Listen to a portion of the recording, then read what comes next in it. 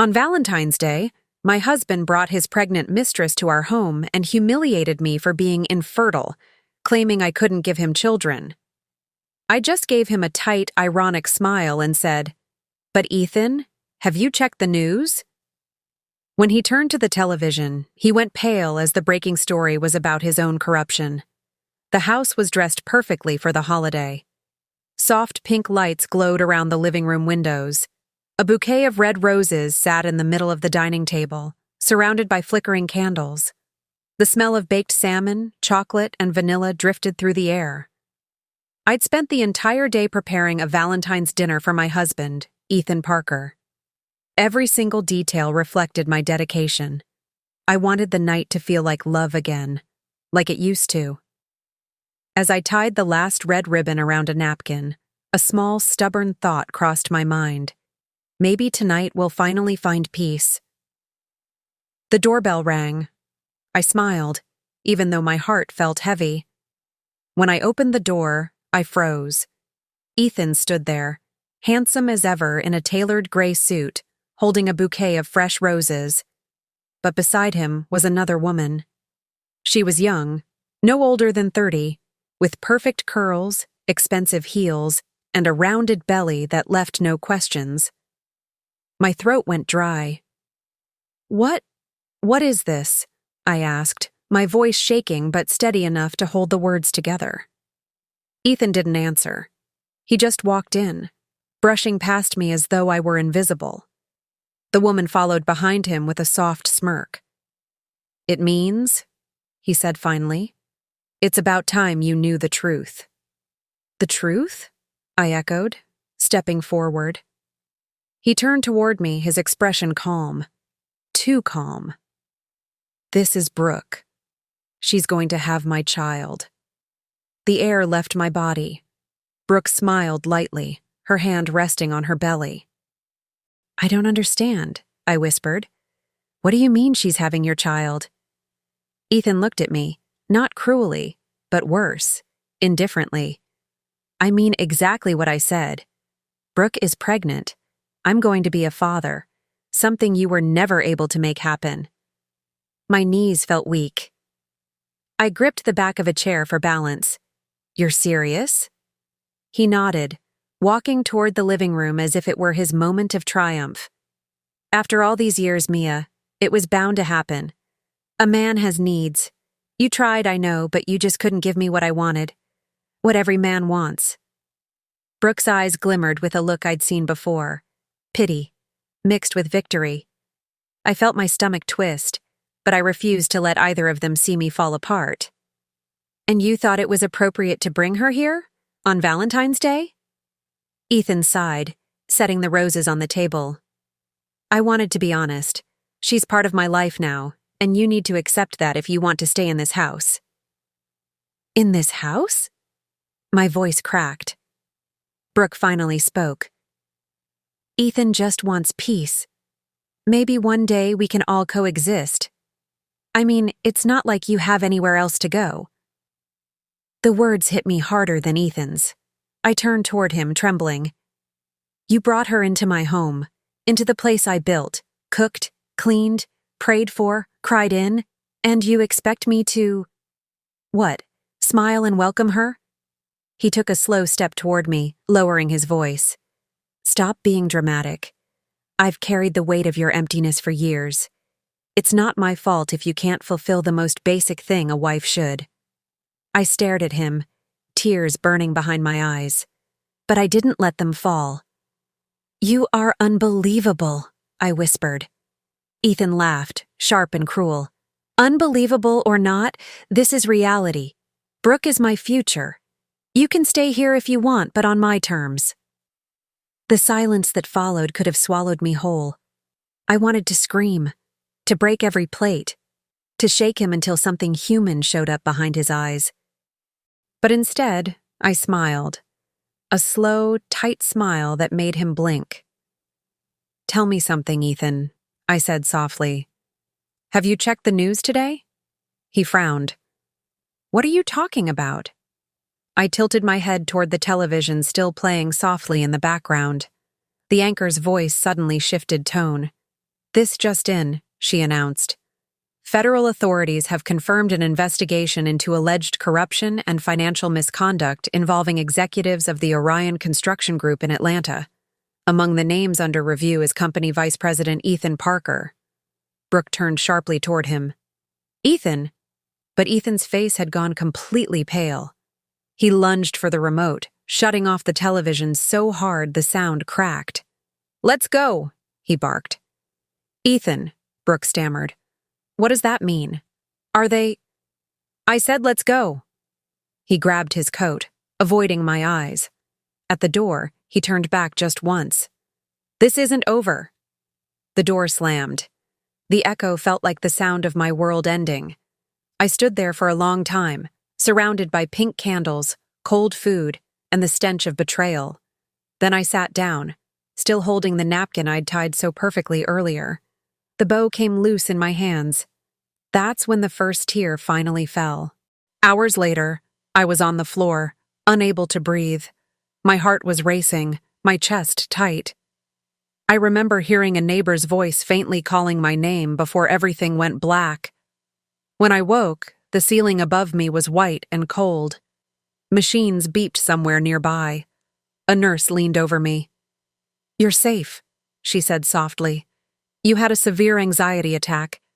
Your body just couldn't take it." I stared at her, my lips trembling. "How long have I been here?" "Just a few hours. You're lucky your neighbor heard you fall." I nodded slowly. Lucky. That word didn't feel real anymore. By morning, I was discharged. I didn't go home.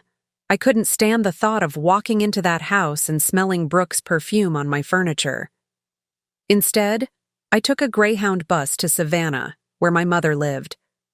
When she opened the door and saw me standing there, pale, shaking, and clutching a hospital discharge paper, she didn't ask anything. She just wrapped me in her arms. "What did he do to you, baby?" she asked quietly. The story came out in broken pieces: the doorbell, the pregnancy, the words he threw at me like knives. My mother, Evelyn Lewis, listened silently. Her eyes filled with tears, but her voice stayed calm. "That man doesn't deserve the love you gave him," she said finally. "But you, Mia, you're not what he said you are. You're not empty. You're not broken. You're just bruised. And bruises heal." I nodded, but deep inside, I didn't believe it. I felt like something inside me had died. That night, I couldn't sleep.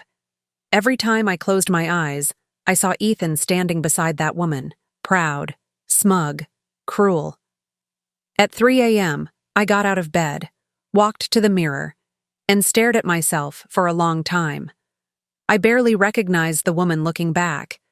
Then I whispered to my reflection, "I don't know how, but I'm going to find myself again, even if it kills me." The next morning, I went for a walk around the neighborhood to clear my head. The February air was crisp, the sky pale gray. That's when I saw it. A flyer taped to the window of a small bakery. "Savannah Community Theater, open auditions, find your voice." For a moment, I just stared at it. Before marriage, I used to act. College plays, church performances, small showcases. I'd given it all up when Ethan told me it was childish. But now, looking at that flyer, something stirred deep inside me. The same spark I thought Ethan had extinguished. Maybe it was foolish, but I wanted to try. The next day, I showed up at the theater. It was small, the paint chipped, the sign crooked. Inside, a group of people rehearsed lines under dim lights. A man stood in the center, tall, mid-40s, focused. His voice carried easily through the room. "Let's try that again, but this time mean it," he told one of the actors. When he turned, his eyes landed on me. "Can I help you?" I swallowed. "I saw the audition flyer." He nodded. "I'm Caleb Stone, the director. You're here to audition?" I hesitated. "I'd like to." "All right then. What piece?" I haven't done this in years." He smirked slightly. "Everyone says that. Step up there and show me something." I climbed the stage. My palms were slick with sweat. I began to read, but my voice trembled. Halfway through, I forgot a line. Someone in the back whispered something that sounded like laughter. Caleb crossed his arms.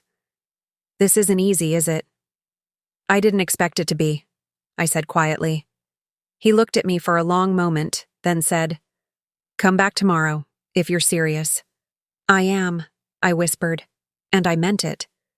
That night, lying on my mother's couch, I practiced until my voice cracked.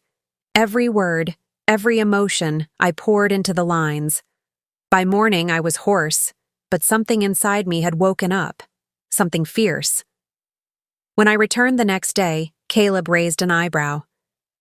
"You came back." I said I would. "All right then," he said. "Show me."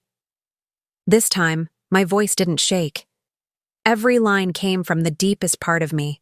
The pain, the betrayal, the fire that had been buried too long. When I finished, the room was silent. Caleb nodded slowly. "You can stay, but don't expect me to go easy on you." "I wouldn't want you to." That's how it began, the rebuilding of my life. But I had no idea that choosing to step on that small stage would lead me into the life I was meant to live, and the confrontation that would change everything forever.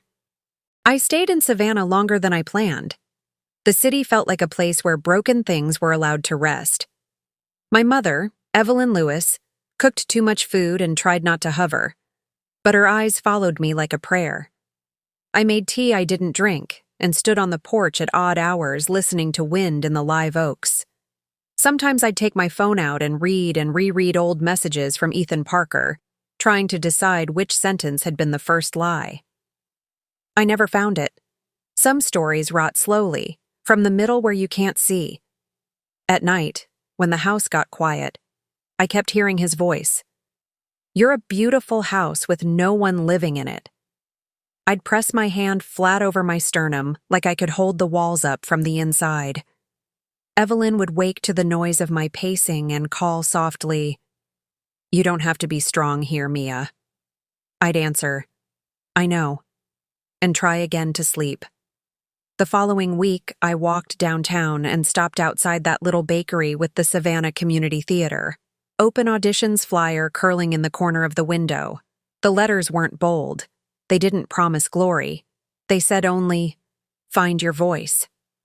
I touched the glass like a superstitious thing, then went home and told Evelyn I was going to try. "Good," she said, like it was the most natural sentence I'd ever spoken. "Bring your voice back with you when you return." Inside the theater, dust floated in slow, holy air. Folding chairs creaked. A lamp hummed loudly enough to count as music. On stage, a woman rehearsed a monologue about a heart that kept getting misplaced. In the aisle, the director, Caleb Stone, watched with that calm intensity that makes people hold their breath without thinking. When he noticed me, he didn't smile. He just nodded toward the stage like, "If you're here, be here." The first day I read badly, thin voice, words that wouldn't stand up straight. The second day I stumbled less. On the third, I asked Caleb if I could start over midway through because the truth had slipped, and I wanted to catch it. He said, "Start over as many times as it takes to stop lying to yourself." I didn't know if that was kindness or a dare, maybe both. Rehearsals grew into the shape of my days. Coffee at dawn, warm-up lines by 7, notes scrawled across paper programs because that's what we had. I scrubbed Evelyn's counters after dinner and practiced breathing from my diaphragm while the kettle rattled. I learned how to let a line land, how to stand still and let silence do its work. Caleb didn't praise often. He handed out corrections like bread, daily, necessary, simple. One night, phone face down on the table, the screen lit anyway. A message from Ethan slid across the glass like a shadow. "Don't pretend you're better than this. Come home, Mia. Home." The word tried to hook me. I clicked the screen off and whispered to the room, "I am home," and meant the quiet, the work, the way my lungs felt fuller when I told the truth out loud. 2 days later, another text arrived. Without me, you have nothing. I set the phone in the freezer for an hour like I could slow the temperature of that sentence. When I took it out, I didn't reply. I went to the theater instead and asked Caleb if I could run my scene again. He said, "Start," and I did, pouring every bite of that message into the words that were supposed to break a character open. When I finished, Caleb capped his pen and said, "There you are." It was the closest thing to good I'd heard. We opened to a modest crowd, couples who still held hands, retirees who came to every show, students with notebooks. When I peeked through the curtain, I felt the old tremor in my knees, but it didn't climb any higher. The room looked like a place that kept promises. Evelyn sat in the third row on the aisle, chin tilted up like she could shoulder any line I dropped. Then I saw him. Ethan. The very air around his seat felt colder. He stared at the stage with that clipped, assessing look he used in boardrooms, as if he could appraise my worth in bullet points. For a breath, I nearly turned and ran. Instead, I pressed my palm to the set wall, counted to 8, and walked into the light. Acting felt different now. It wasn't pretending. It was telling something true and letting the truth ring long enough for someone else to hear themselves in it. When the last cue fell and the lights softened, silence held the room like a glass dome. Then applause. Not thunder, not lightning, rain. Steady. Soaking. Evelyn wept like it was church. I took my bows and found Ethan in the crowd. I didn't glare. I didn't beg. I gave him the smallest smile, the kind that says, "You have no power here." After the show, I slipped out the side door for air. Caleb appeared beside me with 2 paper cups of water. We didn't talk about Ethan. We didn't have to. We stood in the loading bay listening to a train 3 streets over and the soft riot of our own breathing. Finally, Caleb said, "Keep going." And I heard everything he meant. Keep working, keep choosing, keep walking out of the rooms that won't love you. The next morning, the local paper ran a tiny column. Savannah newcomer brings raw, steady grace to the stage. I cut it out and tucked it in my wallet behind an old photo of Evelyn holding me as a baby. I thought, this is the right size for a miracle. Small enough to carry, heavy enough to matter. The messages from Ethan changed tone. "We need to talk. Call me. It's urgent. Mia, please." Urgent had a smell to it now, cold metal and late paperwork. On the news, commentary turned harder. Orion Construction Group executives face mounting questions. Federal inquiry expanding. They didn't say his name every night, but they said it enough. Ethan must have felt the ground move under his shoes because the next text said, "I'm sorry," and the one after, "I'm scared." I didn't answer. Not out of cruelty. Out of health. Work multiplied. Someone from Atlanta came down to see the play and offered me a chance to understudy a role for a small company there. I told Evelyn, who gripped both my hands and said, "I'll pack your lunch and your courage, whichever you forget." I hugged her and cried against her shoulder, grateful and newly unafraid.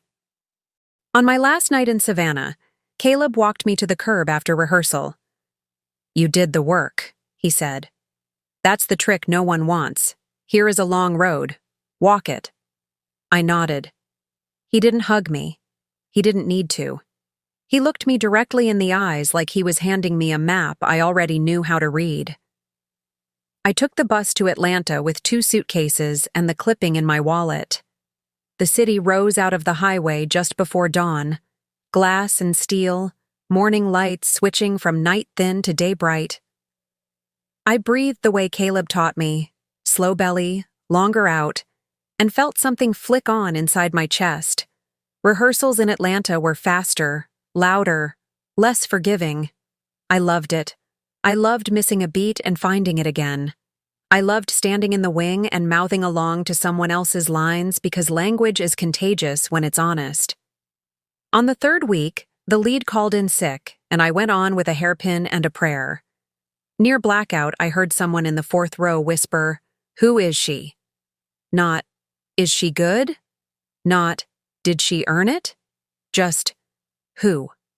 As if being seen was the first part of being real. That night, after curtain, Ethan was waiting by the alley exit like he'd been poured out of the brick. He looked smaller somehow, like someone had let air out of his certainty. "Mia," he said, voice rough, "I need you to hear me." "I don't," I answered, but I stopped anyway because finishing things cleanly is also a kind of dignity.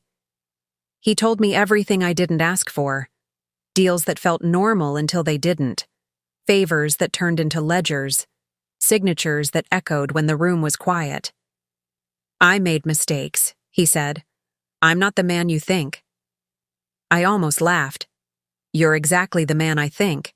I just stopped pretending otherwise." He swallowed hard. "Please, I don't have anyone." "That isn't true. Brooke Matthews has your child." My voice didn't shake when I said it. I was proud of that. Go be someone's father. Start there. He reached for my sleeve. I looked at his hand until it remembered itself and fell away. He crumpled a little, just at the edges. I wanted to feel vindicated. Instead, I felt tired. Then light. Some debts you simply stop paying. I went home to my little sublet and sat on the floor with my back to the couch, staring at a square of city light on the wall. I whispered into the empty room, "I forgive you." And then, louder, "I forgive me," because I had stayed too long in a house that kept shrinking and called it loyalty. Work sharpened, invitations multiplied, not in piles, but in ripples that overlapped. A staged reading, a workshop, a panel after a Thursday matinee where a high school student asked how to make their voice stop shaking. "Let it shake," I told them. "Talking while terrified is still talking." From Savannah, Evelyn sent a photo of the kitchen table covered in patterns and yarn. "Making you a theater blanket," she wrote, "for backstage chills and post-show naps." I cried at my own counter and then texted back a heart, because sometimes love is embarrassing and you should do it anyway. One gray afternoon, my phone buzzed with an unknown number. I ignored it. It buzzed again, and again. Finally, I answered. A woman's voice, thin, breathy, trying to be brave. "Mia." "It's Brooke." Silence collects fast when it remembers how. I leaned against the window frame and said nothing until she filled it. "I know I'm the last person you want to hear from," she said. "I wouldn't call if there was anyone else I could call." "Is Ethan with you?" I asked, because some practical questions are shields. "No," she whispered. Everything's falling apart." A rustle, like fabric over a plastic chair. "I'm at a clinic." "No, a shelter now. Could you meet me, please? It's about the baby." I closed my eyes. In the dark behind them, I saw a candlelit table and a television flashing red letters. I saw a hospital ceiling and Evelyn's doorway and a small stage dusted with light. I saw a rounded belly and a cruel smirk, and a woman who had not yet learned how to be kind to herself. "Where?" I said. "Southside Women's Center, tomorrow, 11. I'll be there." When I hung up, the room felt densely quiet, like snowfall. I made tea. I didn't drink it. I stood by the sink and let the steam wash my face. "Okay," I told the tile. "Okay." I slept with the clipping from the Savannah paper under my pillow like a proof of life. At the shelter, the air smelled like bleach and old hope. Brooke sat on a plastic chair holding a baby wrapped in a star-patterned blanket. She looked nothing like the woman who had crossed my threshold on Valentine's Day. Fright does that. Bleaches glamour, leaves the real grain. "This is Harper," she said, holding the baby slightly away, like an offering and an apology at once. "She's 3 months. She needs stability, Mia. I can't give it. Not from here. Not with what's coming." The words tripped over each other, bruised and earnest. "You're the only person I've seen stand up straight when the wind blew. Please. I know I don't deserve to ask you. But she does. She deserves everything." I felt the floor tilt again, but the way it does when a boat finds the right current. I stared at Harper's tiny mouth, the way her eyelids fluttered like moth wings. Babies don't know anything about blame. They know warmth and hunger, and whether the voice above them is safe. "What are you asking me for?" I said, to weigh the words out loud. "To take her," Brooke whispered. To be her person until I can be one. If I ever can." I sat. The chair wobbled. I pressed my hand over my sternum and felt the walls hold. "Yes," I said, and the way that word left my mouth felt like a hinge opening. Harper squeaked once as if registering the moment history slid into place. We did it properly. Papers, visits, a social worker with gentle eyes who asked good questions and listened longer to the answers. I didn't do any of it alone. Evelyn came up for a week and folded tiny clothes like origami prayers. I found a nanny, Tara, who sang everything she said so the house stayed musical. I learned small hands make loud needs, and that quiet can be a lullaby if it lands right. I went to rehearsal with Harper's carrier in the aisle and whispered lines between bottles. The stage manager bought foam ear covers so Harper could nap through sound checks. People made room. People are good at that when you give them a reason to be. One evening, as I rocked Harper in the dim of the living room, Caleb texted, "Dropping soup at your door. Don't open it till I'm gone. I am terrible at comfort but decent at soup." I laughed softly so I wouldn't wake the baby, then cried anyway because the lid said chicken plus stars, and the stars felt on purpose. Caleb didn't push his way into our orbit.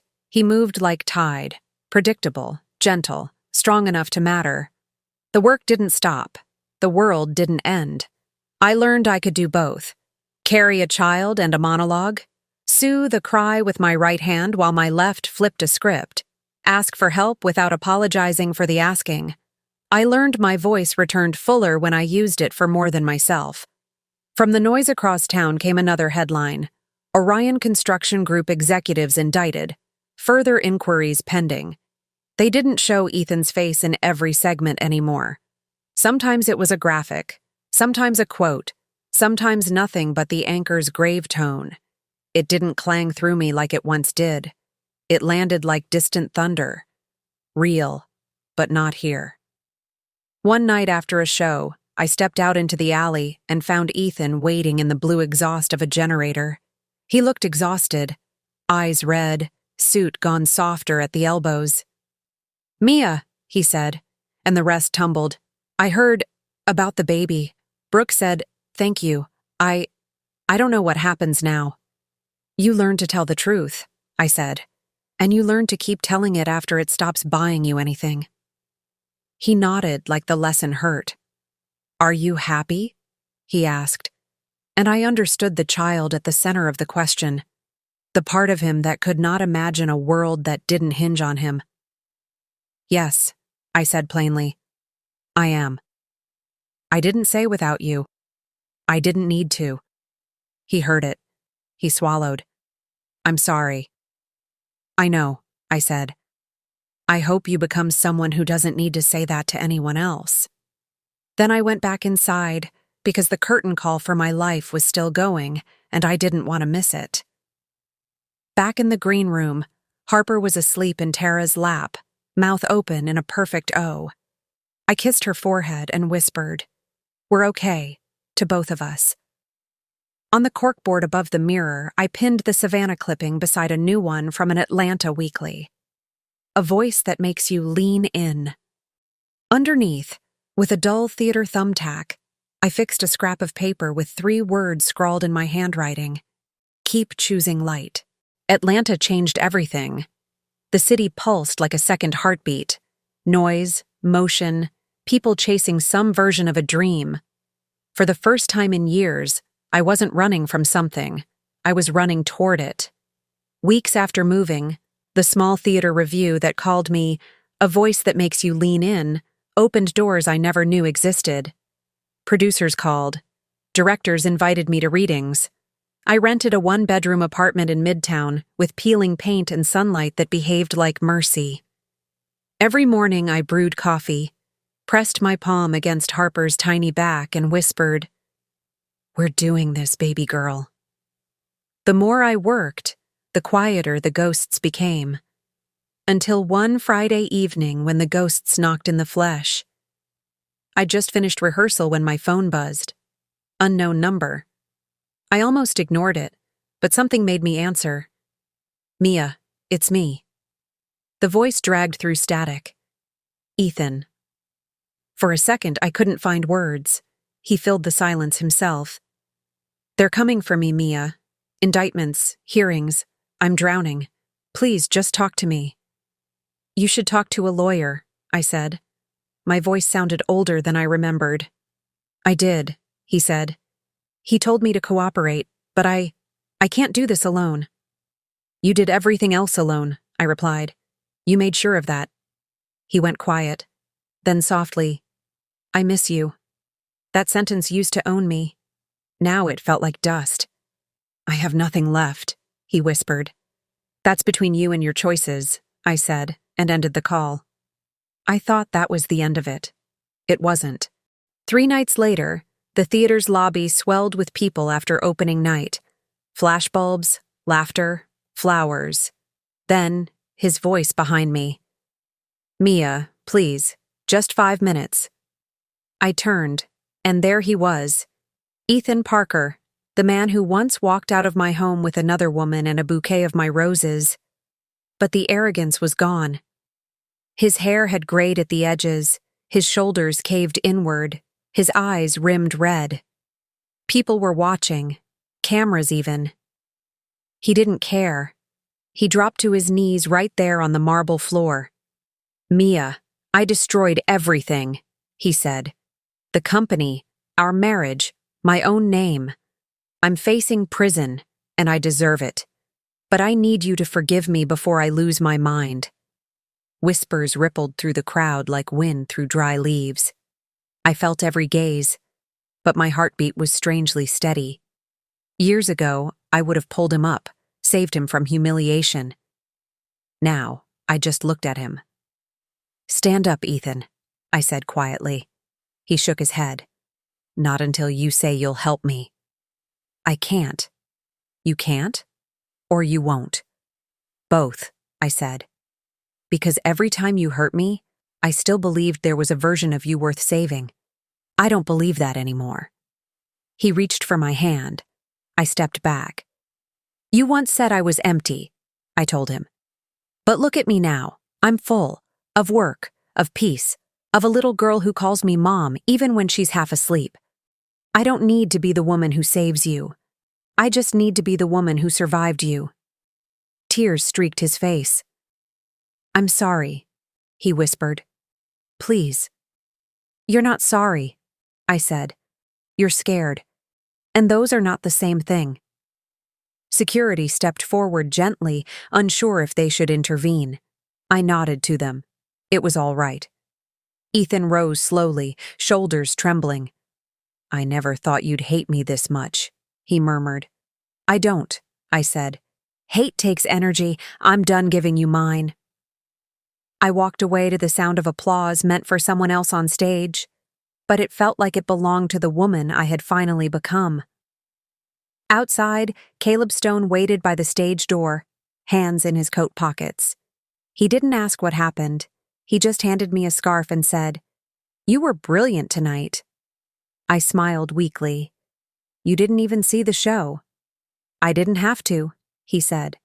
"You're glowing. That's how I know." The next morning, the papers didn't talk about our show. They talked about the man kneeling on the marble lobby floor with cameras clicking like rain. Some outlets blurred my face. Others didn't. The headline that stung least read, "Disgraced executive begs ex for forgiveness after theater premiere." The worst one called me the wife he left behind. I folded that paper in half and used it to line the kitchen trash. I brewed coffee while Harper smacked her palms on her high chair tray like a drummer who hadn't learned patience yet. Tara laughed and handed her a banana slice. I kissed the top of Harper's head and whispered, "You are the only headline I care about." By noon, my inbox filled with interview requests. I declined them all. I didn't want to be anyone's redemption story. I wanted to be an actor who made people listen to themselves. Caleb texted, "I can do grocery run if you send a list. Also, proud of you doesn't cover it." I sent back a picture of Harper's banana-smeared grin and wrote, "We need paper towels and the kind of courage that comes in cartons." He replied with a thumbs up and, 15 minutes later, a photo of a heaping cart. Work steadied me. Rehearsals, notes, breath. On stage, I could aim everything, rage, tenderness, ache, into a sentence and watch it land. After the second weekend, a mid-tier Atlanta magazine ran a profile with my photo on the cover. "The voice you hear long after the lights go down." It wasn't about my past. It was about my craft. I clipped it and pinned it beside the old Savannah Review. The two looked like grandparents and grandchild. Meanwhile, the legal storm around Ethan Parker tightened. The indictments ripened into court dates. He pled to a fraction and promised cooperation on the rest. Some nights, the news anchor said his name like it tasted of tin. Other nights, they didn't say it at all, and the absence felt like a verdict. A week before sentencing, Ethan texted again. "I'm sorry you had to see me like that. I'm sorry for all of it. I'll be sentenced on Monday. I thought you should know." There was no ask inside those lines, just information and a shadow of humility. I typed and deleted 3 different replies. In the end, I sent, "I hope you tell the truth in that room." He typed something, then stopped. The dots blinked, then vanished. I put my phone face down and watched Harper sleep, one fist curled above her head like a small victorious statue. That Sunday, Evelyn arrived with a tote bag full of containers and a smile that could light a bad day from the inside. She scooped Harper up and said, "Tell Nana everything," like my daughter could already string sentences. Maybe she could. Maybe babies speak in currents and our job is to stand in them without drowning. We walked to the park as dusk folded over the city. Caleb met us by the swings with a coffee he pretended wasn't for me. We talked about nothing on purpose. Birds, the tiny dog in a knitted sweater, the cloud that looked like a comma. It felt like rehearsal for joy. When we headed home, Evelyn slipped her arm through his and said, "You look after my girls." He nodded solemnly, like she'd pinned a sheriff's badge to his chest. On Monday, I didn't go to the courthouse. I took Harper to the pediatrician for shots. She cried and then forgave the nurse faster than I've forgiven anyone. Back at home, I rocked her and watched light creep across the rug. At 3:12 p.m., my phone buzzed. A push alert. Former Orion VP Ethan Parker sentenced to state time. Federal cooperation ongoing. I exhaled. Not relief, not triumph. Just air I didn't know I'd been holding. I kissed Harper's forehead and said, "We keep going," as much to myself as to her. That night after the show, I found Caleb in the alley with a bag of takeout and that patient half-smile that says no pressure. But here I am. We sat on a milk crate and a turned-over road case and ate lo mein from the shared carton like old friends who remembered we were allowed to be hungry. He kept his questions small and his silences generous. When he finally asked, "How's your heart?" I could answer without inventing. "Loud," I said, "but not panicking. More like, drums in a parade I didn't know I was marching in, and now I realize I'm one of the drummers." He grinned. "Good. Keep time." After that, our days knitted themselves into something that held. He'd drop soup on the nights Harper wouldn't sleep. I'd leave him a post-it on the prop table. "You caught the beat in scene 2, don't let it go." We didn't name anything too soon. We just practiced showing up until the practice felt like belief. Offers grew. I understudied a bigger role, then took it over when the lead booked a series. A casting director put me on tape for a streaming drama. I didn't get it, but the email back said, "We will find something for you." I printed that too. Proof that doors remember your knock. A month later, at a talkback after a matinee, a woman in the second row raised her hand. She had the posture of someone who held families together by willing them to be. "I don't have a question," she said, voice trembling. "I just wanted to say I've felt empty for so long, and tonight, I didn't." The room clapped softly like we were in church. I thanked her with both hands and went backstage and cried in the corner where the paint peels. Tara found me and handed me a tissue and said, "You can't keep doing this if you won't let it do you, too." So I let it. I let the gratitude barrel through me. I let the ache lean as it needed. In late spring, a producer invited me to headline a small festival in Decatur. New work, small stage, big heart. I brought Harper to rehearsal in a sling. She slept through blocking and woke for bows. The lighting designer made her giggle by blinking gels like magic squares. Someone snapped a photo. Me on stage holding a script, Harper tucked against me. A halo of work lights behind us. It circled quietly online with captions like, "Woman makes room for her whole life," and "Maybe this is the point." I didn't read the comments. I didn't need the world to approve what already made sense. One humid evening, I took Harper to Piedmont Park. Caleb met us by the lake with bread for ducks and the kind of patience that makes time widen. We spread a blanket. Harper discovered grass like a new continent and announced her findings in delighted squeals. The skyline turned gold, then lavender.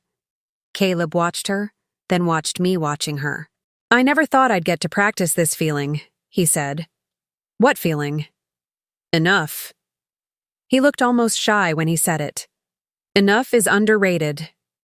I wanted to answer with something grand and exact, but the truth was simple. "Me too," I said. When the streetlights came on, we packed the blanket. He walked us home, stopped at the gate, and didn't ask to come in. Instead, he said, "Text me if you need anything."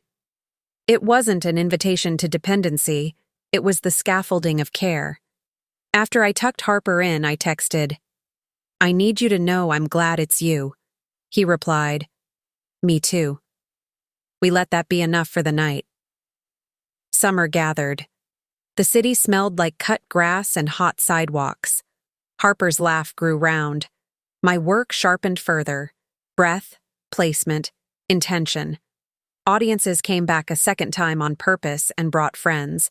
My mother mailed more containers and one stern note: "Eat between shows. Hungry saints help no one." At the end of July, a national morning show producer reached out. "We'd love to feature your journey from heartbreak to stage."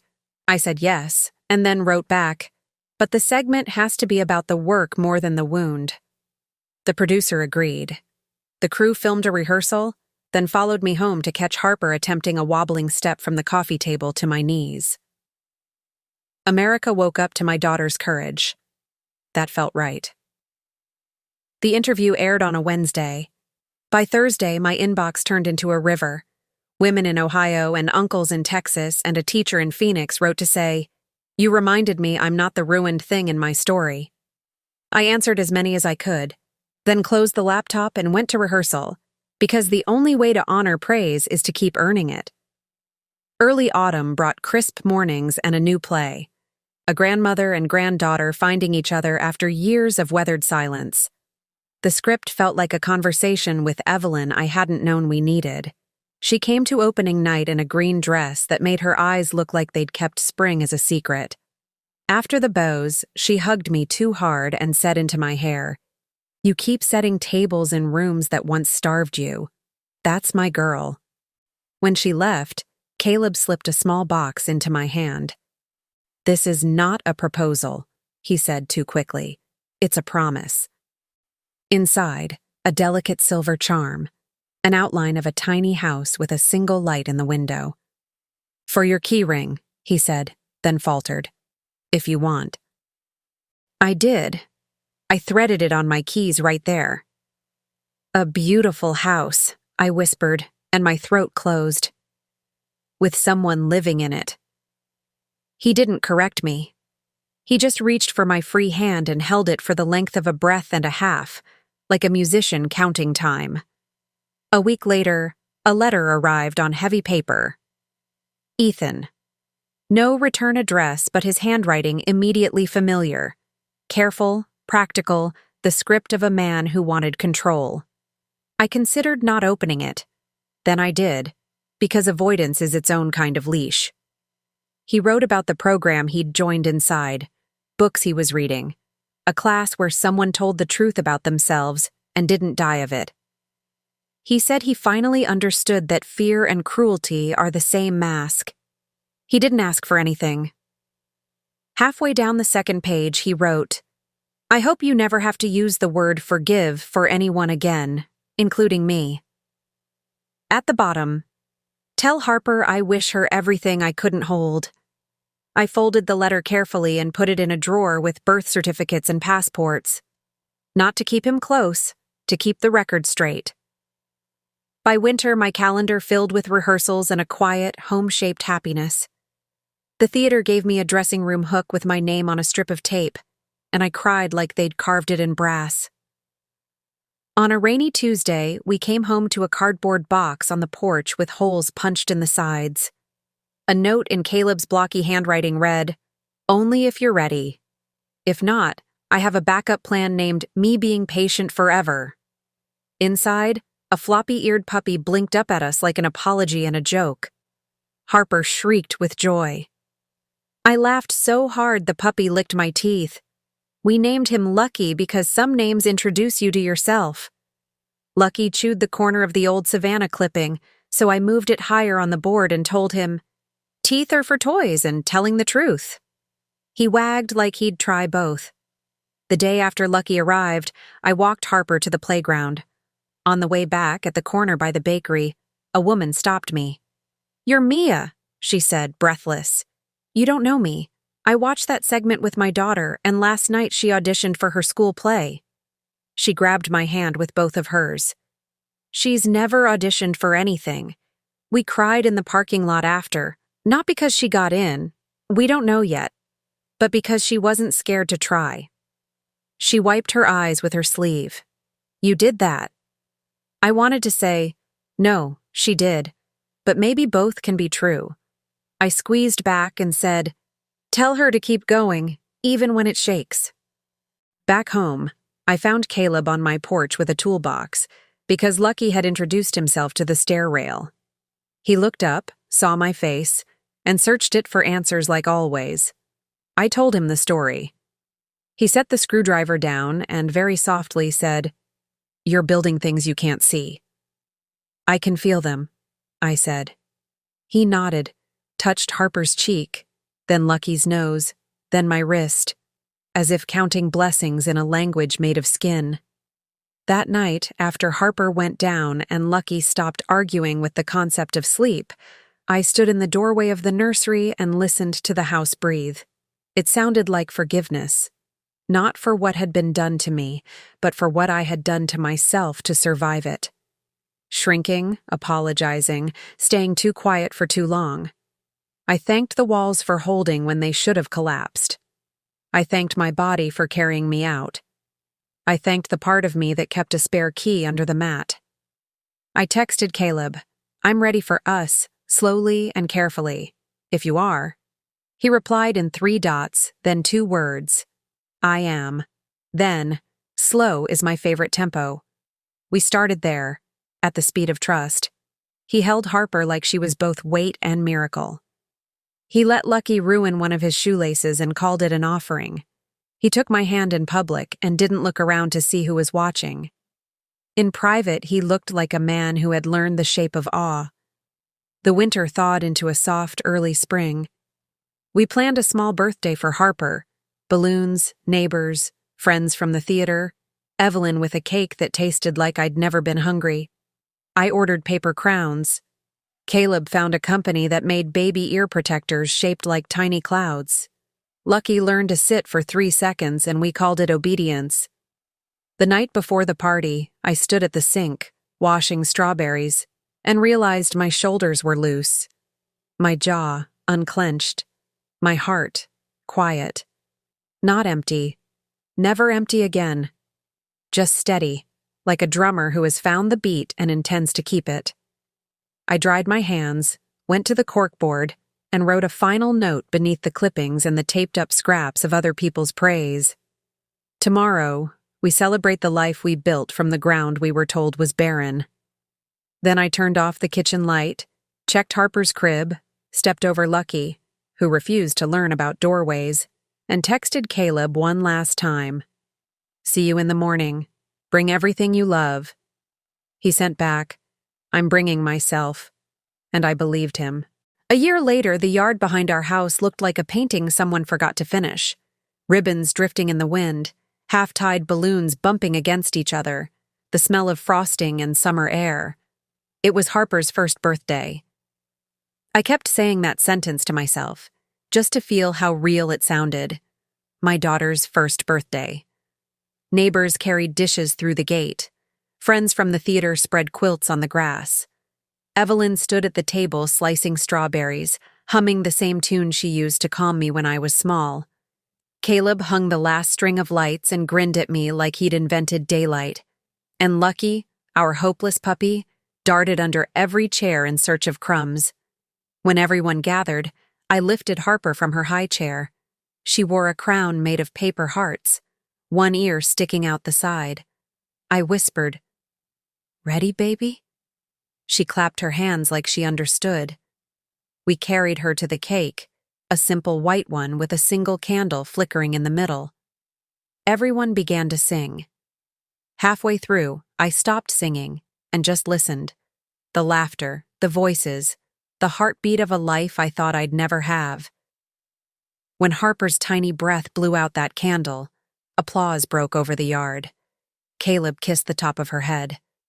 Evelyn wiped a tear and said, "That's what new beginnings sound like." Later, as the sun went down, I gathered everyone near a basket filled with balloons, pink, gold, and silver. "Before we end tonight," I said, "I want to do something small. Each of us will release one balloon and send it off with a wish, for Harper, for ourselves, for anyone who needs a little light." People nodded. The chatter quieted. We counted together. 3, 2, 1. Dozens of balloons lifted into the twilight, carrying color into the dark. Harper squealed and pointed upward. Lucky barked at the sky as if trying to catch the wishes before they escaped. I held Caleb's hand, felt the rough warmth of his palm, and leaned my head on his shoulder. The house behind us glowed through the trees. I thought about everything that had happened since that awful Valentine's Day. The humiliation, the collapse, the nights I thought I would never stand again. And yet here I was, barefoot in the grass, surrounded by laughter. "Thank you, God," I whispered, "for every closed door that led me here." When the last balloon disappeared into the distance, Evelyn called out, "Time for one more photo." We gathered close. Me, Harper, Caleb, Lucky pressed between our legs, and the flash caught us mid-laughter. That picture still hangs in our hallway. Every time I pass it, I remember that survival isn't the opposite of love. It's one of its forms. Love shows up, rebuilds, plants new roots in ruined ground. Love blows up balloons and lets them go. Did you like the story? Where are you listening from tonight? Tell me in the comments. I read everyone. If this story touched your heart, tap that super thanks or subscribe so I can keep bringing you more stories of hope, second chances, and quiet victories. Thank you for spending this time with me. And remember, no matter how dark the season, love still finds a way back home.